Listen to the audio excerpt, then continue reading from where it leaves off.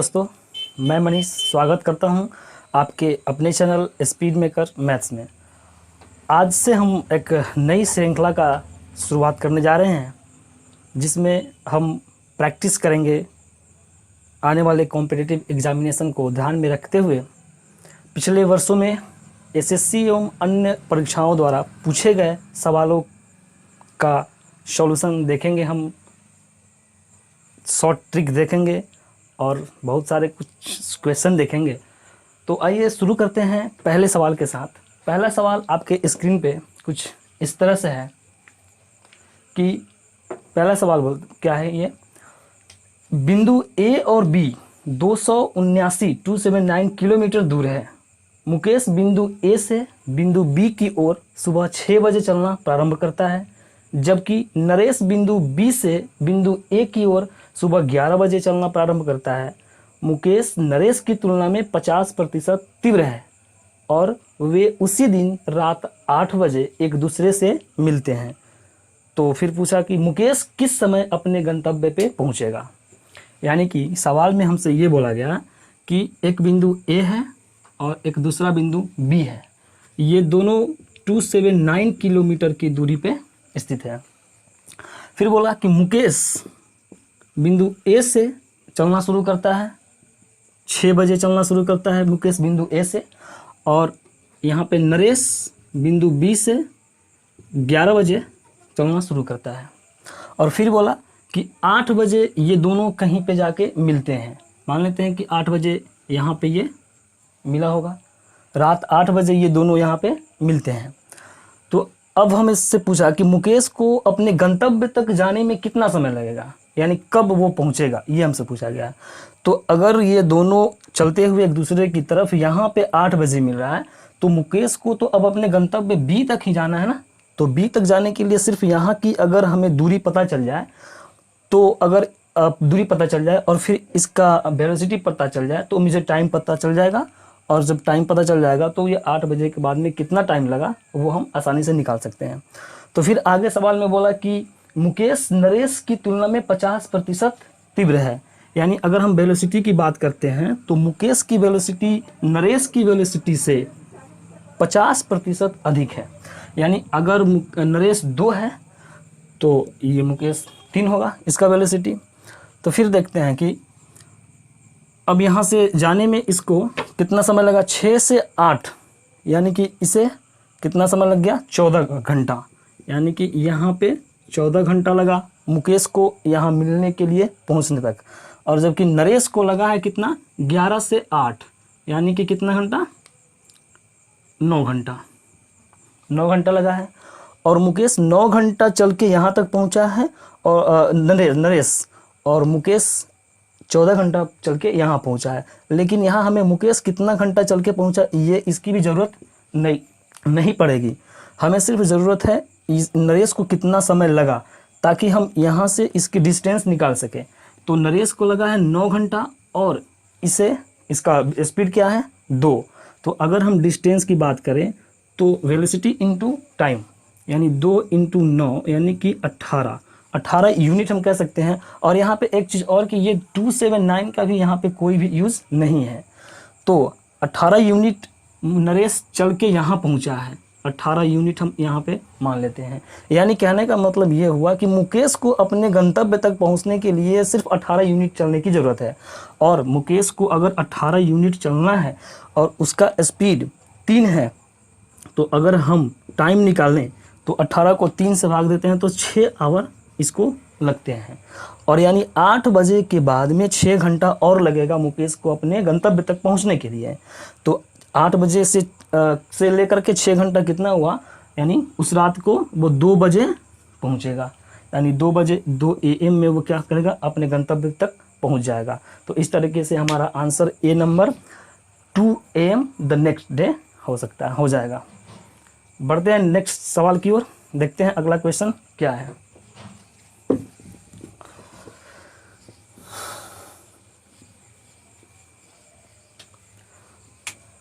अगला सवाल आपके स्क्रीन पे दिखाई दे रहा होगा। एक कस्बे में पुरुष और महिलाओं की कुल संख्या 70,000 है। यदि पुरुषों की संख्या में 6% और महिलाओं की संख्या में 4% की वृद्धि कर दी जाए तो शहर में पुरुषों और महिलाओं की कुल संख्या 73520 हो जाएगी। कस्बे में पुरुषों और महिलाओं की आरंभिक संख्या के बीच अंतर क्या है। इस सवाल को हम दो तरीके से भी बना सकते हैं, लेकिन अभी जो मैं तरीका बताऊंगा वो थोड़ा सा लॉजिकली होगा। क्यों? क्योंकि सबसे पहले दिया है कि एक शहर में टोटल जनसंख्या कितना है, 70,000। फिर बोला कि मेल में कितने प्रतिशत की वृद्धि, 6% की वृद्धि, मेल में 6% की वृद्धि और फीमेल में 4% की वृद्धि। और फिर बोला ओवरऑल कितना हो गया, 73520, यानी कि टोटल वृद्धि अगर हम संख्या में देखें तो यहाँ 70,000 से 73,520 यानी कि 3520 इतना की वृद्धि हुई है। अब हम यहाँ पे ये थोड़ा सा लॉजिकली सोचें कि अगर मेल में 6% की वृद्धि हुई है और फीमेल में भी 6% की वृद्धि हुई होती तो ओवरऑल 6% की वृद्धि हमें चाहिए थी। यानी कि अगर मेल में 6% की वृद्धि हुई तो फीमेल में भी अगर हम 6% की वृद्धि मान लेते, अगर 6% की वृद्धि यहाँ पे भी मान लेते तो जो टोटल वृद्धि हुई होती वो टोटल जनसंख्या क्या है, मेल और फीमेल है, तो मेल और फीमेल मिलके ही टोटल जनसंख्या में वृद्धि करेगी ना। तो इसका 6% की वृद्धि होनी चाहिए थी हमारे पास, यानी कि 70,000 का 6% कितना हुआ, 4200, यानी हमारे पास 4200 की वृद्धि होनी चाहिए थी। लेकिन हमें वृद्धि कितनी हुई है, 3520, यानी कमी कितना हुआ है, 680 की। 3520 हुआ, 680 की कमी हुई है। तो कमी हमें क्यों हुई है, क्योंकि फीमेल में सिर्फ 4% की वृद्धि हुई है, यानी कि 2% की कमी हो गई है फीमेल में सॉरी। तो 2% ऑफ फीमेल, 2% ऑफ फीमेल बराबर हम लिख सकते हैं 680, 2% ऑफ फीमेल 680। तो अगर हम 100%, कोई भी चीज़ अपने आप में 100% होती है, तो 100% ऑफ फीमेल अगर निकालें, 100% ऑफ फीमेल निकालें तो कितना हो जाएगा, 34,000। 34,000 हमारे पास हो जाएगा फीमेल, यानी कि 70,000 टोटल जनसंख्या जब थी तो उसमें 34,000 फीमेल हो गए और मेल कितने हो गए, मेल यहाँ पे बच गए कितना, 36,000 मेल बच गए। तो हमसे सवाल में यही पूछा है कि मेल और फीमेल में अंतर क्या है। तो मेल और फीमेल में अगर हम अंतर देखें तो कितने का, 2,000 का अंतर, और यही मेरा आंसर होगा जो कि आपका ऑप्शन नंबर बी होगा। क्लियर? बढ़ते हैं नेक्स्ट सवाल की ओर, देखते हैं अगला सवाल क्या है आपके स्क्रीन पे। अगला सवाल,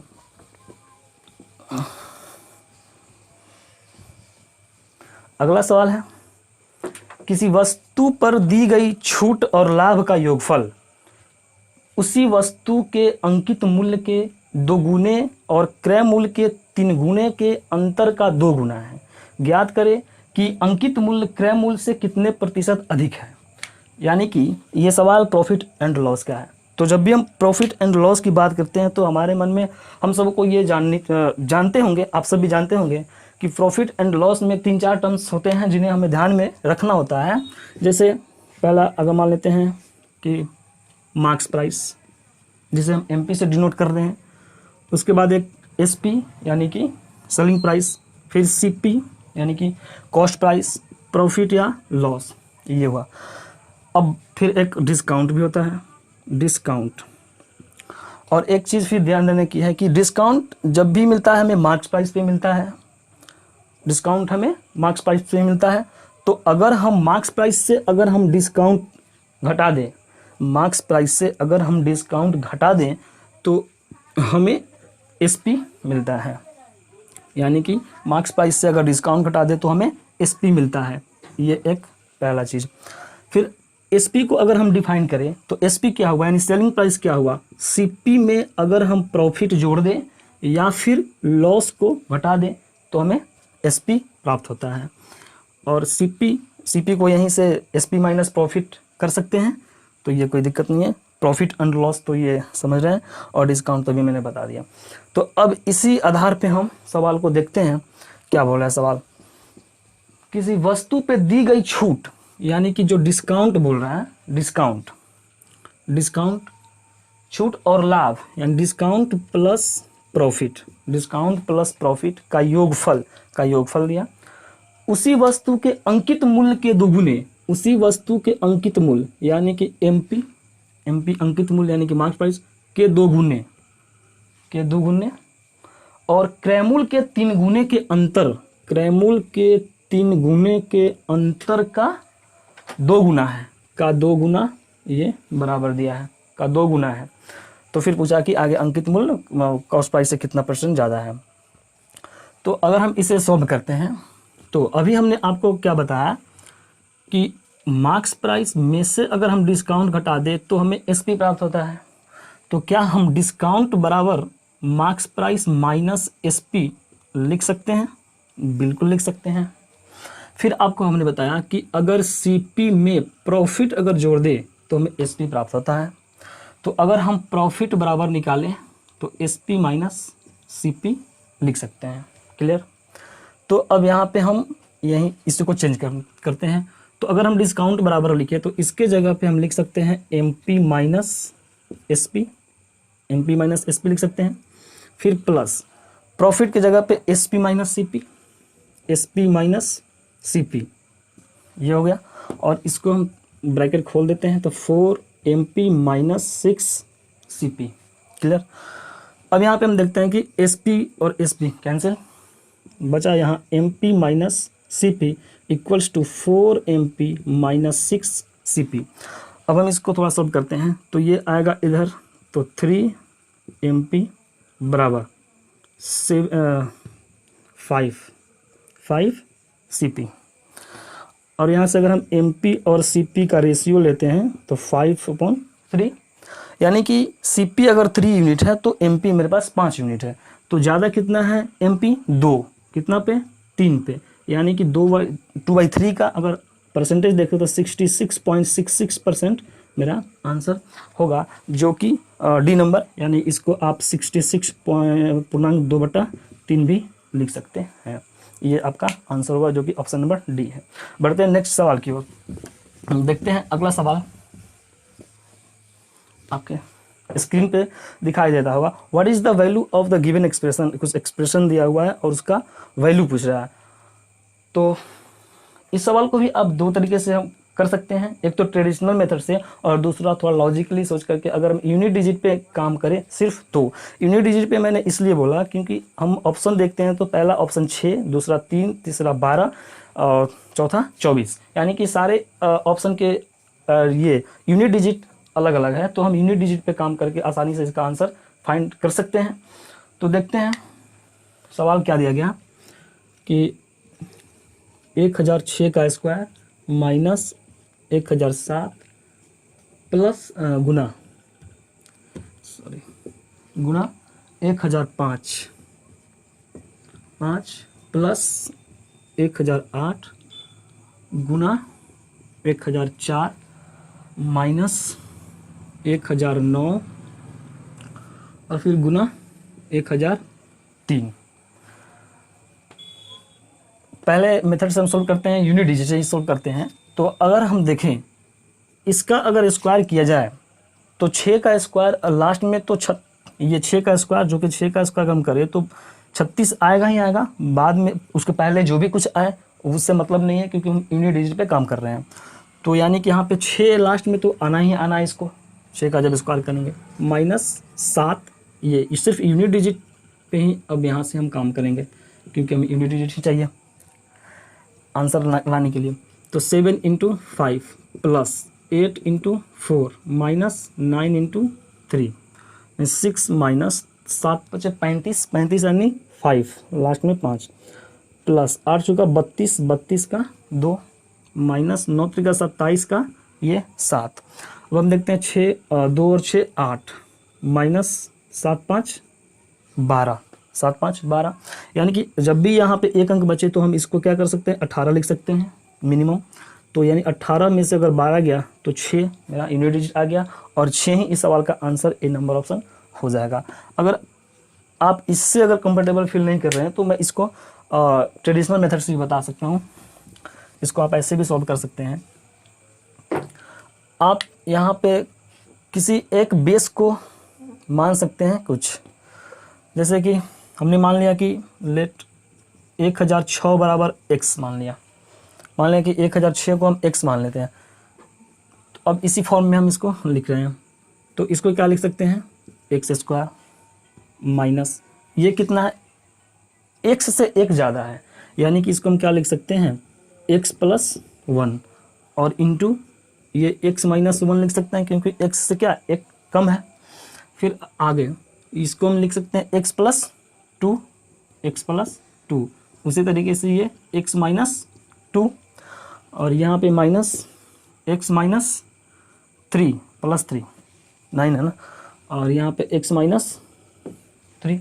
अभी तो सिंपल हो गया, यहाँ पे एक्स स्क्वायर माइनस, अब ये a plus B into A minus B, A square minus B square, यानी कि यहाँ से एक्स स्क्वायर माइनस एक का स्क्वायर लिख सकते हैं, फिर प्लस, फिर वहीं a plus B A minus B, x square minus B का स्क्वायर यानी कि 2 का स्क्वायर यानी 4 लिख सकते हैं, फिर माइनस एक्स स्क्वायर माइनस 9, इसको फिर खोल देते हैं, x square minus x square plus 1 plus x square minus 4 minus x square plus 9, यहाँ minus x square plus x square minus plus cancel, यहाँ पे बचा 1 माइनस 4 प्लस 9, 9 में 10, 10 माइनस 4 यानी कि 6 मेरा आंसर है। ऐसे भी आ गया, आप दोनों मेथड से किसी भी तरीके से आप इसको सॉल्व कर सकते हैं। बढ़ते हैं नेक्स्ट सवाल की ओर, देखते हैं अगला सवाल आपके स्क्रीन पे। अगला सवाल ट्रिगो से क्या है कि tan 10 degree into tan 70 degree upon tan 40 degree, इसका आंसर हमें निकालना है। तो क्या है, tan 10 degree into tan 70 degree upon tan 40 degree.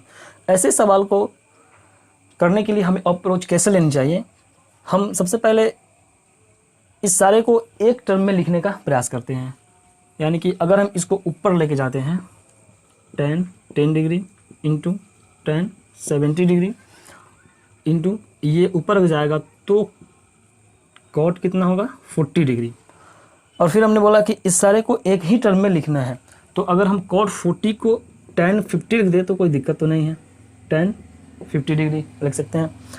अब हम क्या करते हैं, थोड़ा इसको अरेंज कर देते हैं, tan 10 degree tan 50 degree tan 70 degree. अब हम यहाँ पे एक पैटर्न हमें मालूम चल रहा है क्या, कि अगर ये 10 डिग्री थीटा है, अगर हम थीटा बराबर 10 डिग्री अगर लेते हैं, सोचते हैं, तो इसे हम क्या लिख सकते हैं, tan थीटा, ये क्या है tan 60 माइनस थीटा लिख सकते हैं 50 डिग्री, यानी कि tan क्या है 60 डिग्री माइनस थीटा, और ये क्या है tan 60 डिग्री प्लस थीटा, यानी कि हमें एक पैटर्न पता चला कि tan theta tan 60 minus theta tan 60 plus theta, और इस एक्सप्रेशन का जो फॉर्मूला होता है tan 3 थीटा होता है।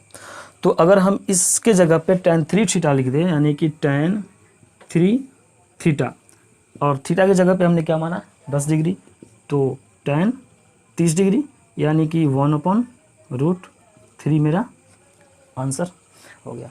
इस तरीके से आप इस सवाल को सॉल्व कर सकते हैं। बढ़ते हैं नेक्स्ट सवाल की ओर और देखते हैं, उम्मीद है आपको समझ आ रही होगी।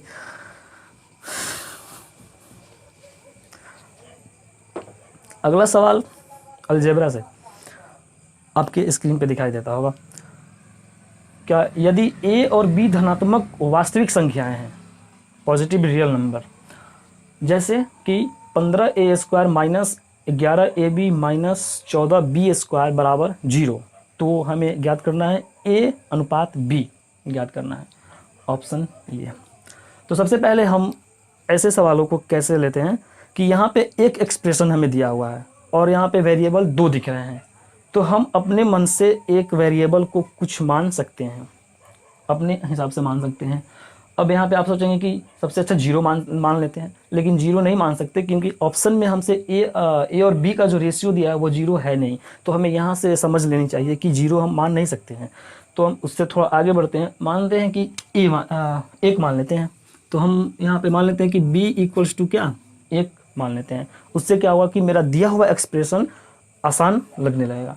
तो अब दिया हुआ एक्सप्रेशन क्या है, 15a² minus 11ab minus 14b² equals to 0। अब हमने b को तो यहाँ पे 1 माना है, तो 15a² माइनस 11a, b की जगह पे 1 माइनस 14 इक्वल्स टू 0। अब हमें ये क्वाड्रेटिक इक्वेशन को सॉल्व करना है। तो 15 इंटू 14 यानी कि कितना हुआ, 15 इंटू 14 210। 210 को इस तरीके से तोड़ना है कि हमें ये 11 मिल जाए। तो हम इसको अगर सॉल्व करते हैं तो 15a² minus 21a plus 10a, 21 plus 10a minus 14 equals to 0। अब इसको फिर सॉल्व करते हैं, 15a² प्लस इसको इधर लाते हैं क्योंकि 15 और 10 का लेने में सही रहेगा, a minus 21a minus 14 equals to 0। अब यहाँ से 15a², इसमें से हम 5a कॉमन लेते हैं, 5a तो 3a प्लस 2 माइनस यहाँ से लेते हैं 7 कॉमन, तो यहाँ से 3a प्लस 2 इक्वल्स टू 0। तो यहाँ पे 2 हमें मिल गया, 5a माइनस 7 और ये 3a प्लस 2 इक्वल्स टू 0। अब यहाँ से a का मान अगर निकालते हैं तो a बराबर तो -2/3 होगा, जो कि संभव ही नहीं है। और यहाँ से अगर a का मान निकालते हैं तो a इक्वल्स टू 7/5 यहाँ पे होगा, जो कि हमारा ये वैलिड है। तो अब हमसे पूछा क्या गया है कि a अनुपात b, और b को तो हमने 1 माना है तो 1 रहने देते हैं, लिख देते हैं, और a का 7/5। तो अगर फिर से इसको करते हैं तो 7:5 मेरा आंसर होगा, जो कि ऑप्शन बी नंबर आंसर है। उम्मीद है आपको ये सवाल समझ में आई होगी। बढ़ते हैं नेक्स्ट सवाल की ओर, तो देखते हैं अगला सवाल। अगला सवाल भी अलजेब्रा से। अगला सवाल दिया कि if a plus B plus C equals to 9, यानी कि a plus B plus C equals to 9, A B plus B C plus C equals to 26, A B plus B C plus C equals to 26, और ए Q plus B